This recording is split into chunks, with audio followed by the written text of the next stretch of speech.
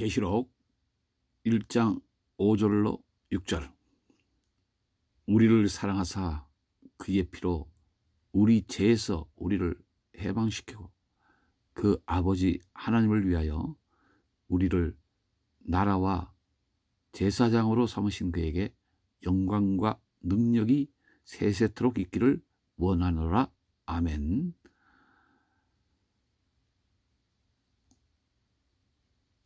오늘 스펄전을 대신해서 요한의 제1송 1송령 이란 제목으로 설교를 읽어드리겠습니다. 요한은 아시아에 있는 7 교회의 메시지를 전하는 가운데 기쁜 송령의 기도도 함께 올리지 않으면 안 된다는 점을 절실히 느꼈습니다. 충성된 증인이요 죽은 자들 가운데서 먼저 나신 분이며 땅의 임금들의 머리가 되시는 주 예수님의 이름은 요한의 마음을 열광케 하고도 남음이 있었던 것입니다. 그는 차분히 앉을 수가 없었습니다. 차분히 앉아서 하나님의 성령이 불러주는 바를 기록할 수 없을 정도였습니다. 그의 마음은 그리스도의 이름으로 말미암아 주체할 수 없을 만큼 끓어오르고 있었기 때문입니다. 그는 일어서야 했습니다. 그리고는 무릎을 꿇지 않으면 안 되었습니다. 주 예수 그리스도를 찬양하고 찬미하면서 그분의 무한한 축복을 받지 않으면 아니 되었습니다.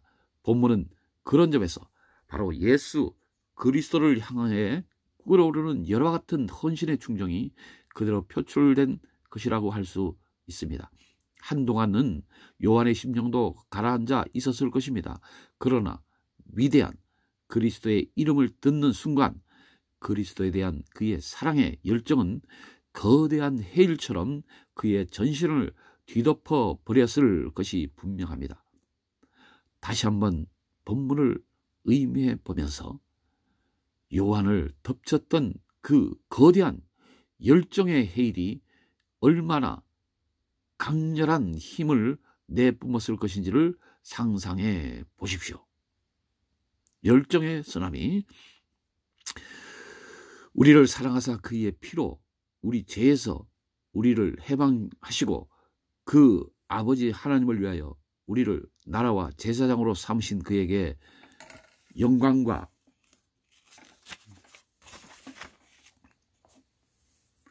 능력이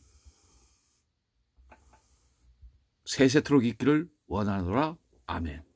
사도 요한도 앞을 내다볼 수 없는 불확실한 시대에 그리스도를 섬겼던 12 제자들 가운데 하나였습니다. 거룩한 그리스도에 대한 12 제자의 사랑은 너무나 지극했던 까닭에 그들은 그분의 발자국 소리 하나라도 놓치지 않고 들으려 했으며 그것으로부터 영적인 생기를 얻기도 했습니다. 그들은 그리스도의 말씀을 전파하고 구세주의 이름을 영광되게 할 책무를 지고 있었는데 주 예수 그리스도에 대한 제자들의 각별한 충성심과 열정을 우리는 그들의 간절한 기도와 송령을 통해서 충분히 엿볼 수가 있습니다. 그리스도의 사도된 자들 가운데 중에서 우리 바울의 송령부터 예시해보면 다음과 같습니다.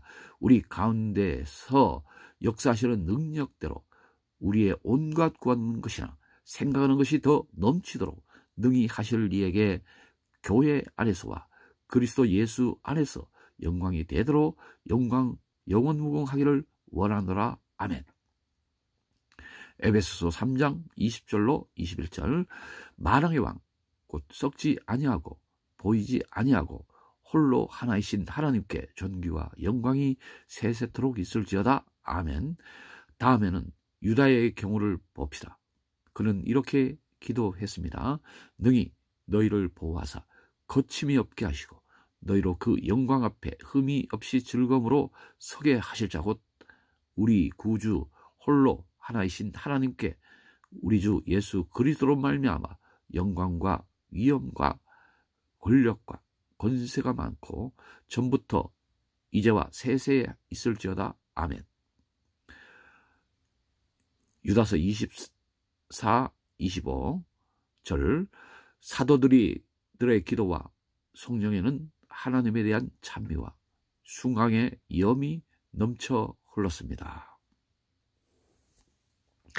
여기에서 저는 성경 속에서 우리들에게 가르쳐지고 있는 말들, 항상 기뻐하라, 여호와를 송축하라, 쉬지 말고 기도하라의 의미까지 아울러 이해될 수 있으리라고 생각합니다.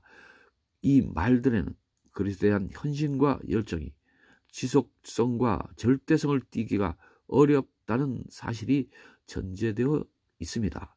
왜냐하면 그리스도에 대한 헌신과 열정이 지속성을 띠다 보면 자칫 다른 업무들이 대해서는 소홀해질 우려가 다분히 있기 때문입니다. 그러나 정작 따지고 보면 그게 그렇지가 않습니다.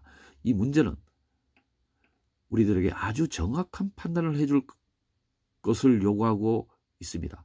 쉬지 말고 기도하라고 가르친 바대로 그 사도는 기도하는 것 외에 다른 큰 일을 얼마나 많이 했습니까?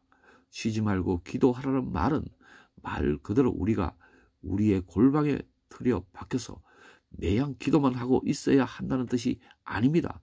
만일 그 말을 그런 뜻으로 받아들여 자나깨나 무릎을 꿇고 기도만 드리고자 한다면 이는 참으로 크나큰 오류를 범한 것이라 아니할 수 없을 것입니다.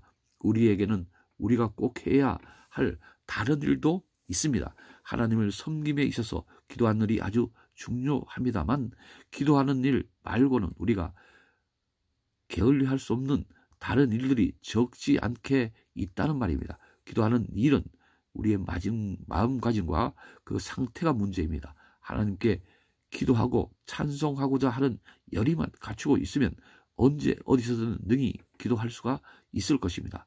나무에 앉아있는 새를 보십시오.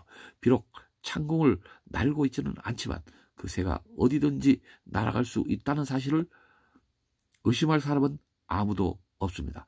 그 새에게는 온전한 날개가 달려 있기 때문입니다. 우리 그리스도인들의 마음은 불붙은 채비가 되어 있는 봉화와 같아야 합니다. 엘리자베스 여왕 시대의 일을 떠올려 보십시오. 당시 외세의 침략이 예상되자 당국에서는 산꼭대기마다 나무를 비롯한 온갖 가연성 물질들을 쌓아놓고 적의 배들이 나타나기를 기다리지 않았습니까? 적의 배들이 앞바다에 나타나기만 하면 해안의 산꼭대기들에게 쌓아놓은 그 가연 물질의 무더기들에 불을 붙여서 공격할 생각을 하고 있었던 것이죠. 물론 그 무더기들에는 물기가 전혀 묻어있지 않았습니다. 그것들을 불을 붙이는 즉시 활활 타오를 수 있도록 만반의 준비가 되어 있었습니다. 여러분들은 하나님이여 찬송이 시온에서 주를 기다리오며 란 성구를 읽으신 적이 없으십니까?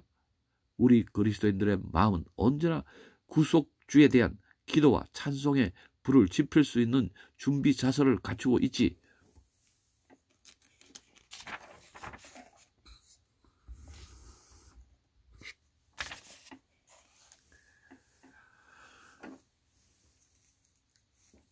않으면 안 됩니다. 우리가 있는 곳에 어디든지 간에 우리는 우리 주 예수 그리스도의 이름이 영광을 받을 수 있도록 줄곧 경외와 충성의 옷을 입고 있어야만 하는 것입니다. 비록 입으로는 항상 그분을 찬송하는 노래를 부를 수 없다 할지라도 마음으로는 늘 그분에 대한 감사의 정이 충만히 있어야 한다는 것입니다. 우리는 시편의 노래들이 모두 그런 감사의 정으로부터 우러나온 노래라는 것들을 잘 알고 있습니다. 오늘 아침 제가 여러분들에게 전하고자 하는 메시지의 내용은 주로 하나님에 대한 사도 요한의 자발적인 사랑과 그 표출에 관한 것입니다. 우선 저는 여러분에게 사도 요한의 자발적인 사랑과 그 표출이 어떤 상태에서 나오게 되는가를 고찰해 보도록 요구하고 싶습니다. 그 다음으로는 표출된 내용 그 자체에 관해 보다 깊이 숙고해 보라고 권하고 싶습니다. 왜냐하면 여러분도 그렇지만 저도 사도 요한처럼 하나님을 열성적으로 찬송하면서 그분께 경배 드렸으면 하는 것이 저의 다시 없는 소망이기 때문입니다. 저는 우리 그리스도인들의 마음이 이올리스의 풍명금만큼이나 멋진 멜로디를 만들어내 줄 수 있기를 바라고 있습니다. 장목꽃이 언제 어디서나 향기를 바라듯이 우리 그리스도인들 역시 언제 어디서나 하나님을 찬송할 수 있어야 합니다. 저는 서포크의 웰치 목사에 관해 들은 적이 있습니다. 제가 들은 바에 의하면 그는 때때로 눈물을 흘렸다고 하는데 그것을 이상하게 생각한 사람들이 왜 그러냐고 물었을 때 그는 다음과 같이 대답했다는 것입니다. 내가 눈물을 흘리는 것은 내가 그리스도를 좀 더 사랑하지 못하고 있기 때문이요. 여러분들은 어떻습니까?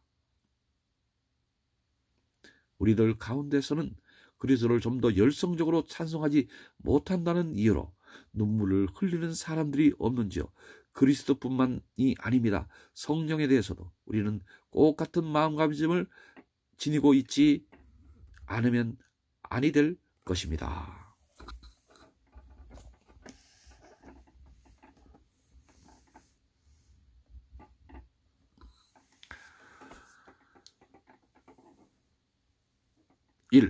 첫째로 자발적인 사랑과 그 표출이 어떤 마음 상태에서 나오게 되는지에 관해 살펴보기로 합시다. 아시아에 있는 7교회에 편지를 보내기에 앞서서 구세주부터 찬송하기를 잊지 않는 이 사람은 누구입니까?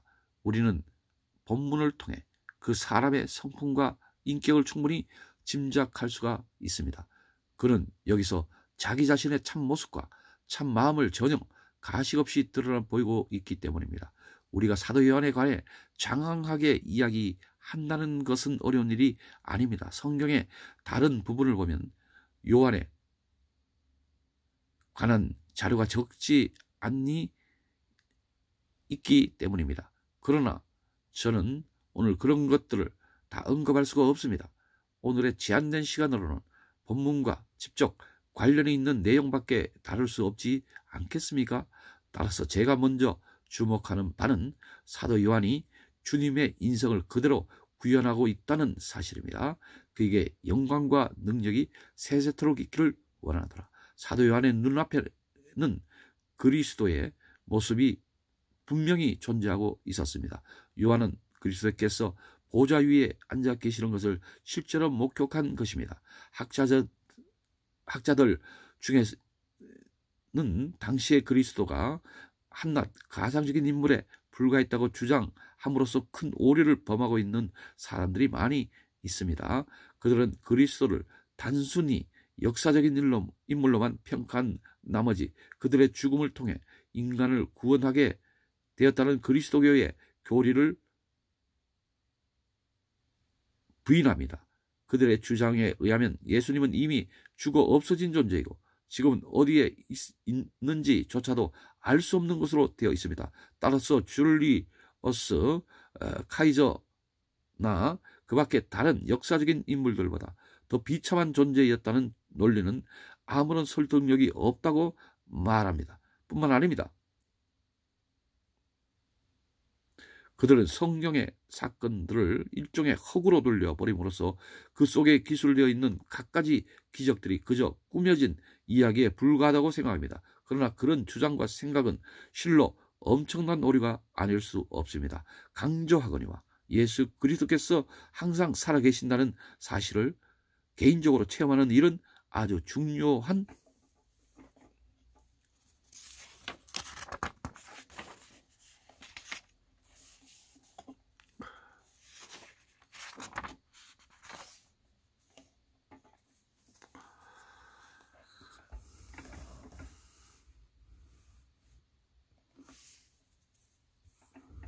일입니다. 그분의 말씀을 귀로 듣고 그분의 얼굴을 눈으로 보고 우리가 그분 안에서 거해야 한다는 사실을 이해하는 일만큼 중요한 일은 거의 없을 것입니다. 그리스도께서 이 세상 끝날까지 우리와 함께 계신다는 점을 우리는 한시도 망각하지 말아야 합니다. 사도 요한에게는 예수 그리스도란 분이 절대적 추상적인 인물이 아니었습니다.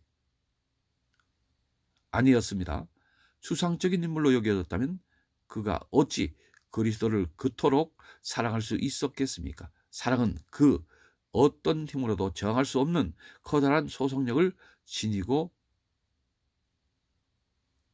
있습니다.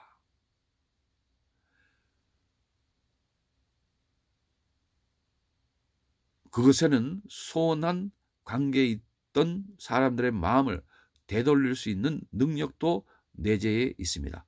요한에게 있어서 그리스도는 사랑과 축복의 화신이었습니다.